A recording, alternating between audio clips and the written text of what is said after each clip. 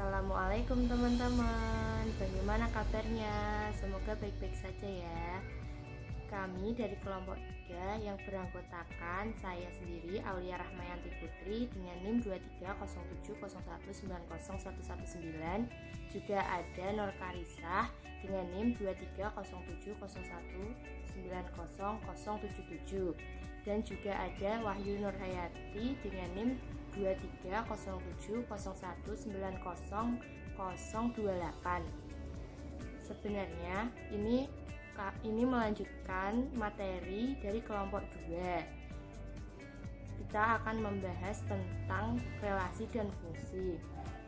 Yang pertama akan menjelaskan yaitu Nur Karisah. Mari kita melihat materinya. Nama saya Nur Karisah dengan NIM 230701900077 dan pengertian relasi ekuivalensi. Relasi ekuivalensi yaitu sebuah relasi pada himpunan A dinamakan relasi ekuivalen jika relasi tersebut memiliki sifat refleksif, simetri, dan transitif. Dua unsur yang berrelasi ekuivalen disebut ekuivalen. Lalu apa sih sifat refleksif, simetri, dan transitif itu? Yang pertama, bersifat refleksif jika terdapat elemen relasi yang berbentuk A, berarti mencerminkan diri dia sendiri. Yang kedua, disebut relasi simetris jika A, B adalah anggota dari relasi tersebut, maka B, A juga anggota relasi tersebut. Yang ketiga, relasi transitif disebut transitif karena jika A, B merupakan relasi dan B, C juga termasuk anggota relasi, maka A, C juga anggota relasi. Jika ketiganya ini terdapat di relasi suatu himpunan, maka contoh soal disebut relasi ekuivalensi. Diketahui himpunan A yang beranggotakan 1, 2, 3. Pada A didefinisikan relasi R1 sama dengan anggota 1,1, 1,2, 2,2, 2,1, 3,3, dan 1,3.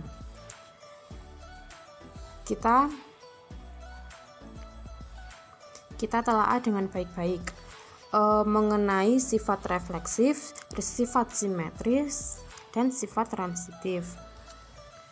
Yang pertama, relasi. Apakah di dalam relasi R1 itu ada sifat refleksifnya? Kita tahu sifat refleksif kan mencerminkan dirinya sendiri. Contohnya A, berarti kan 1,1, 2,2, 3,3. Apakah di situ ada? Ternyata ada. Berarti himpunan ini bersifat refleksif. Yang kedua, bersifat simetris. Kita ingat-ingat sifat simetris yaitu jika A, B merupakan anggota himpunan A, maka B, A juga termasuk himpunan anggota tersebut. Kita cari nih, mana yang anggotanya A, B, A. Apakah ada? Ternyata ada, yaitu 1,2 dan 2,1. 1,2 kan A, B, 2,1 B, A. Berarti himpunan ini bersifat simetris. Untuk yang ketiga, relasi bersifat transitif. Apakah himpunan ini bersifat transitif? Coba kita telah dulu apa itu transitif. Kita ingat-ingat. Transitif yaitu jika relasi tersebut mempunyai anggota jika A, B, C, maka A, C termasuk anggota dalam relasi tersebut. Kita cari nih A, B, C, dan A, C. Apakah ada? Ternyata ada. 1,2, 2,3 akan menjadi 1,3. 1,2 kan A, B, 2,3 B, C, dan 1,3 ternyata A, C. Berarti ini bersifat transitif.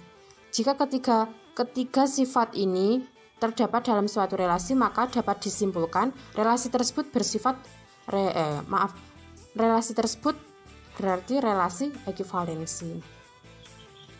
Oke, lanjut contoh soal yang kedua. Diketahui himpunan B yang beranggotakan 2, 4, dan 5. Pada B didefinisikan relasi R2 yaitu X, Y di mana X kelipatan Y. X, Y merupakan anggota dari himpunan B. Berarti syarat relasi ini X, Y di mana X kelipatan dari Y.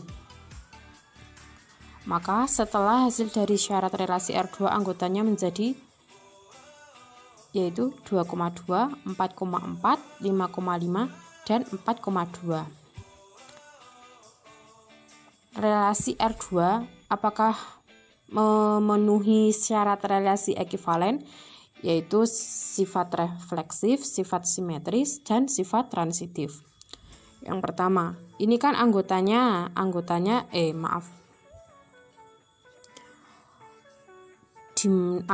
di mana R2 kan 2,2, 4,4, 5,5, 4,2. Apakah relasi tersebut bersifat refleksif? Ya, tentu saja ada 2,2, 4,4, dan 5,5. Apakah relasi R2 ini bersifat simetris? Sepertinya tidak, karena tidak ada anggota 2,4. Kan ini syaratnya X, Y, tapi X-nya ini kelipatan dari Y. Jadi sifat simetris tidak ada di relasi tersebut. Yang ketiga, apakah relasi ini disebut transitif? Relasi R2 tersebut tidak bersifat simetris dan transitif, karena harusnya kan kalau transitif A, B, B, C, maka A, C. Di sini tidak ditampilkan karena tadi syaratnya yaitu X, Y di mana X kelipatan dari Y. Dapat disimpulkan berarti himpunan B, relasi dari himpunan B ini bukan relasi ekuivalen.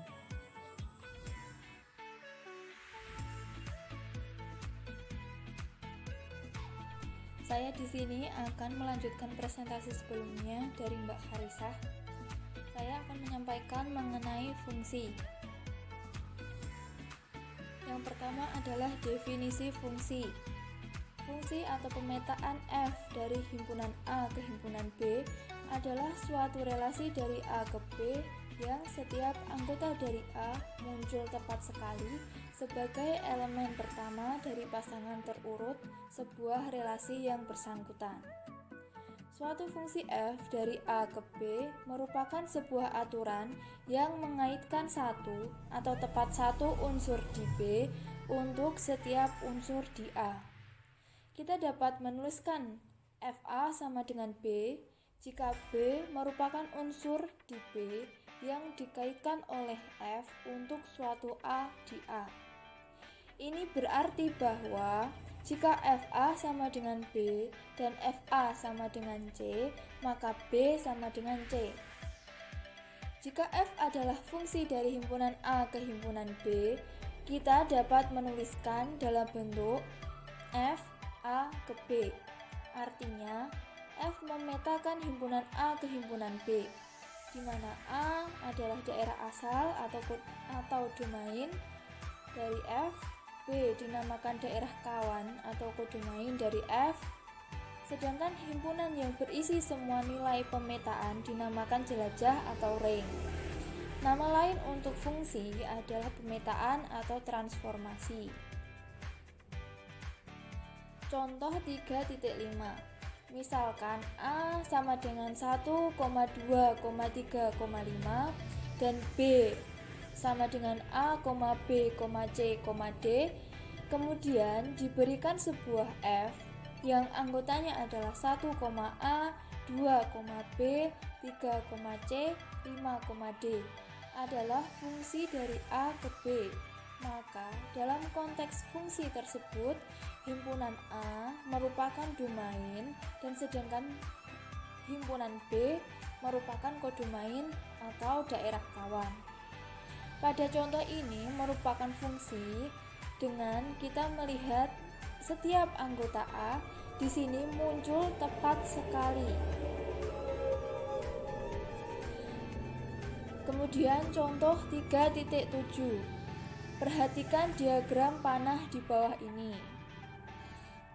Pada diagram panah ini bukan merupakan sebuah fungsi, karena pada anggota A terdapat anggota yang memiliki pasangan lebih dari satu, jadi bukan merupakan fungsi. Selanjutnya adalah cara menyatakan suatu fungsi.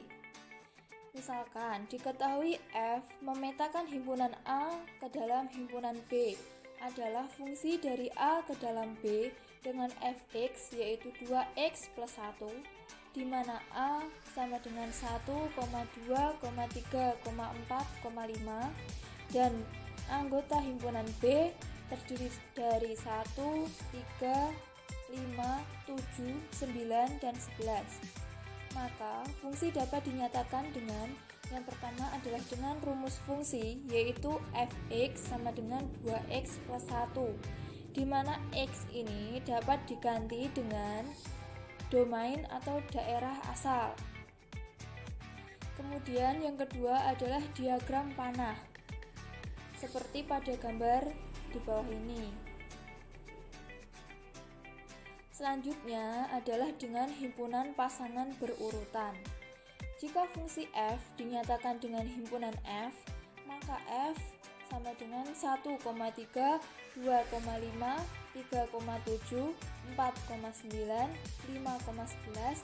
Tampak pada himpunan f, setiap elemen A menjadi elemen pertama pada tepat satu pasangan saja.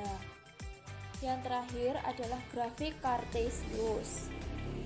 Kita dapat melihat pada gambar 5.5. Dan pembahasan selanjutnya adalah mengenai fungsi onto atau surjektif. Suatu fungsi f memetakan A ke dalam B disebut surjektif jika FA sama dengan B. Artinya, suatu fungsi f dari himpunan A ke himpunan B dikatakan pada atau onto atau surjektif jika setiap unsur pada himpunan B merupakan bayangan dari satu atau lebih unsur himpunan A. Dengan kata lain, seluruh unsur B merupakan jelajah dari F. Fungsi F disebut fungsi pada himpunan B. Contoh fungsi surjektif.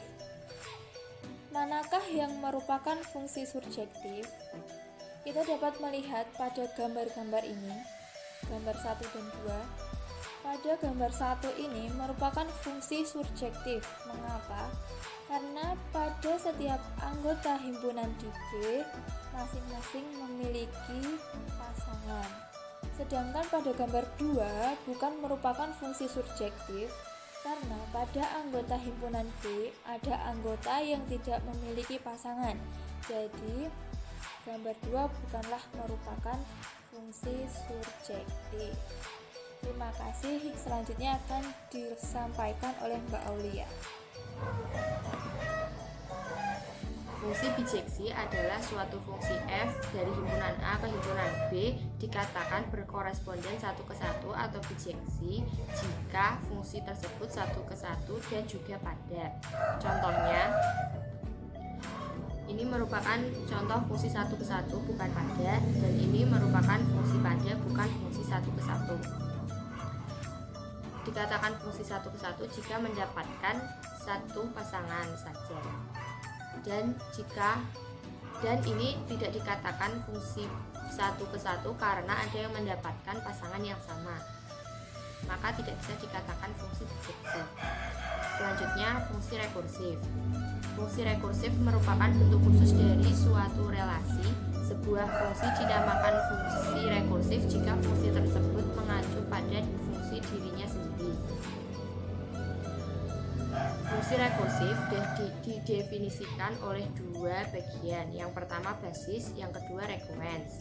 Basis adalah nilai awal dari fungsi tersebut, sedangkan rekuens merupakan argumen fungsi terkait dirinya sendiri. Contoh fungsi rekuens yang paling sederhana adalah fungsi faktorial. Contoh, nilai basis n faktorial sama dengan 1 untuk n sama dengan 0. 0 faktorial hasilnya 1. Frekuens, rumusnya n faktorial n dikali n min 1 faktorial untuk n lebih dari sama dengan 1, atau n faktorial sama dengan n dikali n min 1 dikali n min 2 dikali n min 3 dan selanjutnya dan seterusnya. Contoh, fungsi 4 faktorial, maka 4 faktorial sama dengan 4 dikali 3 faktorial, karena rumusnya n dikali n min 1 faktorial, maka 4 dikali 3 faktorial sama dengan 4 dikali 3 dikali 2 faktorial sama dengan 4 dikali 3 dikali 2 kali 1 faktorial sama dengan 4 dikali 3 dikali 2 kali 1 kali 0 faktorial sama dengan hasilnya 24. Terima kasih.